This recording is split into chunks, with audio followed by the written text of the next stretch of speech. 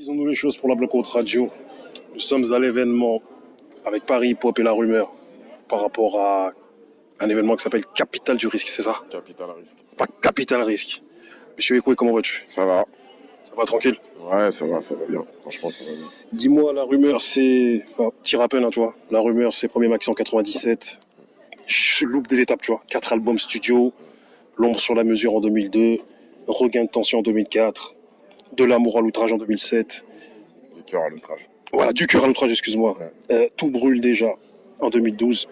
Et d'hier à aujourd'hui, en passant par, voilà, par les déboires avec M. Sarkozy, que d'ailleurs vous avez gagné, par votre film Les Derniers Parisiens, et maintenant ce documentaire, tout simplement, comment allez-vous? Ben, on va bien. Voilà, on essaie d'être prolifique, on essaie de faire des choses, de prendre la parole et de la donner. Et dis-moi, votre ressenti par rapport à cette séance-là, qu'on vient de voir là. Dis-moi un peu ton ressenti là. Ben, je pense que c'était le meilleur démarrage qu'on puisse faire pour un film. Tout simplement parce que, et pour Capital Risque, parce que ça coïncide avec une actualité qu'a décrite Assa Traoré et aussi anciennement à Ferguson. Donc les deux finalement créent un double intérêt quelque part pour nous, on va dire, pour le lancement de Capital Risque. Donc voilà, ce festival du cinéma indépendant, subversif et coup de poing, quoi. Voilà. Je me remémore il y a quelques années un documentaire sur Trax où tu étais en débat avec Joe Star et This is la Peste. Et tu avais déjà un œil très très critique sur le rap de l'époque. Et dans ce rap d'aujourd'hui là, qui est dénué de plein de messages sociaux, quel est ton avis sur ce rap actuel aujourd'hui? Non, il y a vraiment des bonnes choses. Hein. Moi, je suis pas du tout. Je trouve que limite, depuis 2-3 ans, je trouve c'est même presque plus intéressant qu'il y a durant ma génération, quoi. Tu vois. Donc, non, je trouve que voilà, ça se filme au quartier, avec le quartier, ça raconte le quartier, ça passe plus en radio, voilà, ça nécessite pas, je veux dire, d'aller tapiner pour passer sur Skyrock. Ça se sert de l'outil Internet. Non, je trouve ça plutôt bien, moi. Tu te dis pas que par rapport au rap que vous pratiquez et le rap d'aujourd'hui, il y a un décalage au niveau du message social? Non, il faut de tout. Regarde, aujourd'hui, nous, on faisait du rap et on fait du rap quelque part de gens avec notre sensibilité, notre regard. Mais on fait pas que ça. On fait des films, on fait des festivals, producteurs de films, de documentaires. Et on a d'autres projets encore. Donc, c'est-à-dire que bien évoluer avec son rap, c'est se donner les moyens de se diversifier. Et à mesure que quelque part tu te diversifies, tu gardes quand même l'essence de ton combat, quoi. Donc, c'est-à-dire que ceux qui t'ont entendu dans le rap de cette manière-là savent à quoi s'en tenir. Ceux qui verront tes films, donc dans un spectre plus large, sauront à quoi s'en tenir. Ceux qui viendront à un festival et ainsi de suite. C'est ça la rumeur. La rumeur, le but, c'est de se démultiplier. C'est pas de rester juste des rappeurs jusqu'à 50 ans ou 60 ans. Ça, c'est bien, mais c'est pas le but. D'ailleurs, vu l'image qu'on a de la rumeur c'est plus que du rap en vrai. On sait que toi, notamment par rapport à tes études, si on va un petit peu dans le personnel, t'as fait des études en sciences politiques, c'est ça? Ouais, j'ai fait Sciences Po, ouais. Non, mais c'est parce que voilà, c'est le rap qui m'a amené à ça, au fait. Hein. À la base, quand j'avais 21 ans, j'étais un petit délinquant. Un petit avant. Après, voilà, le fait qu'on s'est fait attaquer par Sarkozy, qu'il y a eu un certain nombre de censures, il ne restait plus qu'une voie. C'était la voie de la formation et du savoir. Et voilà, et le résultat, c'est celui qu'on connaît, des études. Tiens, il y a Philippe qui arrive là, qui vient de terminer lui aussi ses études, qui a fait Dauphine, là. Non, c'est qui est de la rumeur aussi. Donc voilà, exactement. Ouais, j'ai reconnu de loin comme ça là. Voilà, donc non, c'est vraiment un vrai impact, je veux dire, le savoir mêlé à quelque part une démarche artistique, voilà. Pour des raisons qui sont les vôtres, vous sortez moins d'albums, mais je me souviens d'une époque où vous sortiez des maxi et que le rap sortait des titres sans clip qui vont avec. On se rend compte que que le visuel et la vidéo ont pris une place prépondérante dans cette société. Est-ce que c'est pour ces raisons qu'aujourd'hui vous avez mis quelque part un pied dans le cinéma pour à un moment donné Ouais, non, on sort moins d'albums parce qu'on a moins le temps. Après, un pied dans le cinéma, c'est que voilà, on est des hommes d'affaires aussi. Voilà, je veux dire, notre but quelque part, c'est de faire du, comment dirais-je, moi, comme je le disais depuis le début, j'ai pas honte de le dire, c'est de faire de l'argent avec ce que je dis.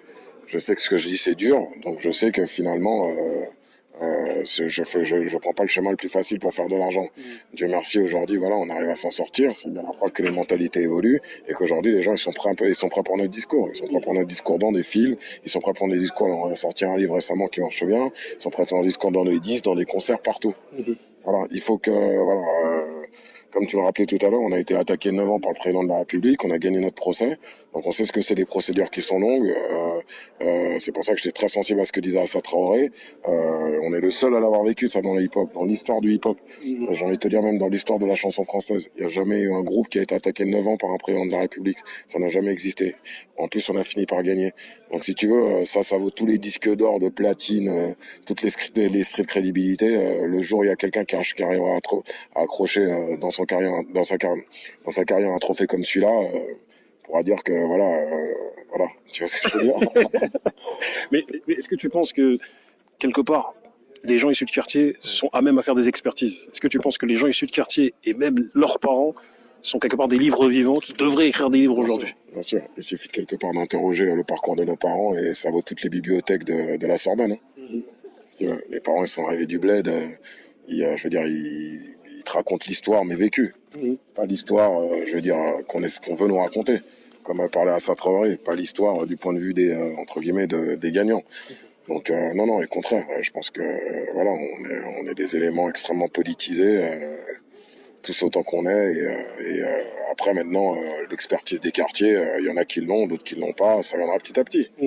Voilà, il faut être patient, hein. Les autres, ça n'arrivera pas du jour au lendemain. Le truc de la société de consommation, c'est qu'on croit que les choses vont arriver tout de suite. Non, le temps finalement de la compréhension et du combat, c'est un temps qui est long. Le cinéma français, de Joséphine Baker à Omar Sy, la place des minorités dans le cinéma. Quel est ton avis? Écoute, comment dire, je suis content à titre personnel quand je vois un acteur issu des minorités qui arrive à faire son trou parce que je sais que c'est difficile. Après, je suis moins fan de ce qu'on leur fait faire. C'est tout. C'est-à-dire que nous, c'est pour ça qu'on est producteurs d'ailleurs. Parce qu'on va pas nous dire comment il faut parler des Noirs, comment il faut parler des Arabes, comment il faut parler, je veux dire, des quartiers. On en parle comme on a envie d'en parler, c'est tout. Donc c'est difficile, mais c'est comme ça. Tu penses que quelque part, le fait d'avoir mis un pied ou on va dire un orteil dans le cinéma, par rapport à vos messages, c'est le vecteur le plus efficace pour toi? Non, c'est complémentaire. Complémentaire. C'est le son et l'image en marchant de jambes. Il y a l'édition aussi. Il y a ce type de, je veux dire, d'initiative, ces festivals. Avec ce genre de film, j'ai vu comment ça impacte les gens. Avec ce qu'a dit Assa Traoré, comment ça impacte également aussi les gens.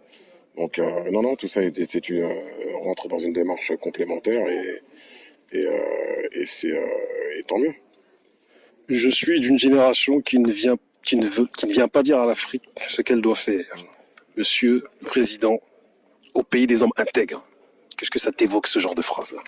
Ça m'évoque déjà un mensonge d'État qui est assumé, qui est dit beaucoup plus subtilement que Sarkozy ou Hollande qui disent on va en finir avec la France-Afrique, mais le résultat sera le même.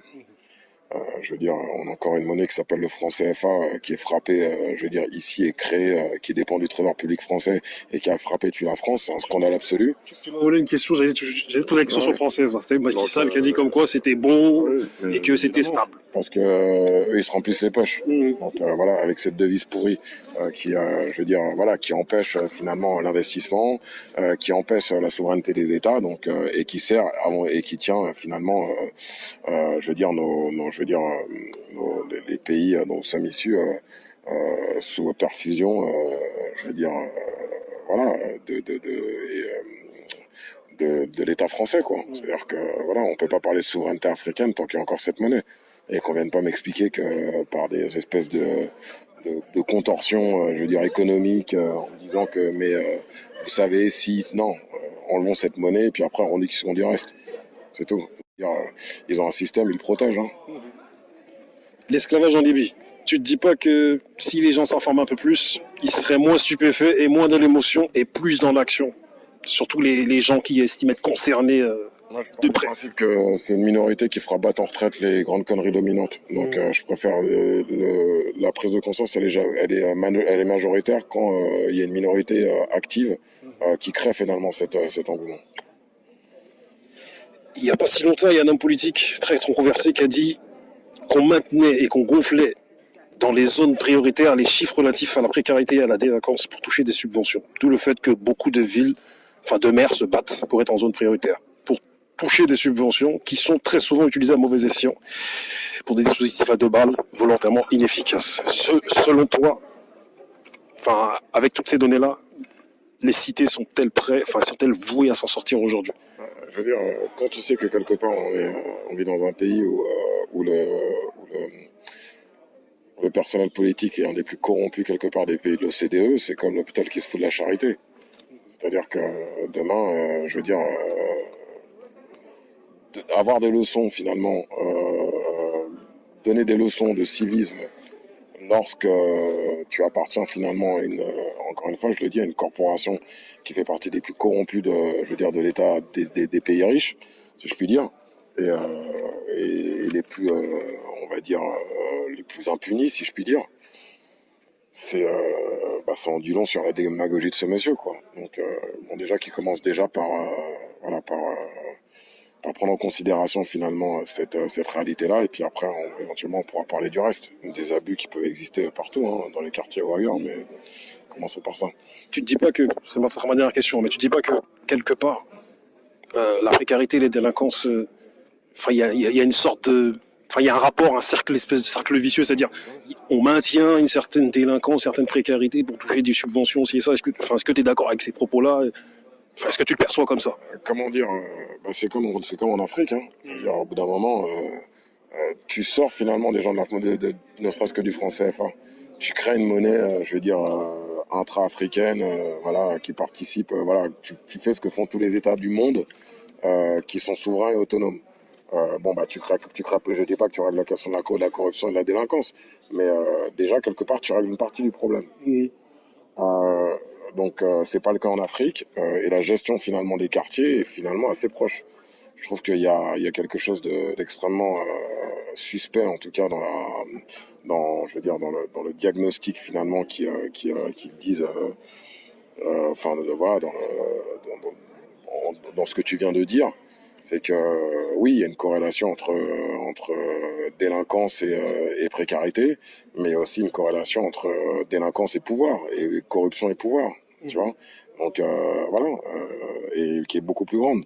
Parce qu'il ne faut pas oublier quelque part, je veux dire, ce système, je veux dire, crée, je veux dire, une voyoucratie protégée, et une voyoucratie qui a vocation finalement à justifier les mesures répressives, quoi. À rebondir sur le fait qu'il y a un très bon documentaire sur France 3 qui est passé, sur Pièce à conviction, qui parle du fait que les associations sont sous perfusion de faux, comment dire, de fonds publics. Et il parle en fait de la manière dont on a acheté les associations à un moment donné. Oui, non, mais de toute façon, il est évident que quelque part, je veux dire, ça c'était le PS, hein. Le PS, ils ont acheté la paix sociale en mettant des panneaux de basket et je veux dire, enfin je caricature, mais ou des tables de ping-pong en béton, là. Je veux dire, ces gens, voilà, c'est voilà, des associations dans votre quartier pour que vous y restez et pour que vous voyez le monde qu'à travers ce prisme. Au moment, je veux dire, voilà, il y a Internet aujourd'hui, le monde est vaste. Voilà, il faut sortir de ce système-là déjà individuellement et puis entraîner les autres, quoi.